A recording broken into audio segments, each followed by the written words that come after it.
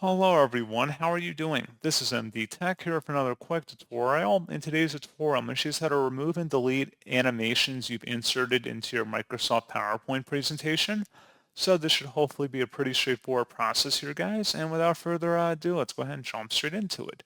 So all you have to do is locate whatever text or media you've inserted the animation for, and then up here at the top, select the Animations tab. And now there should be an area in here once you've located again the animation effect. Select the None option on the left side at the top, and that will remove the animation.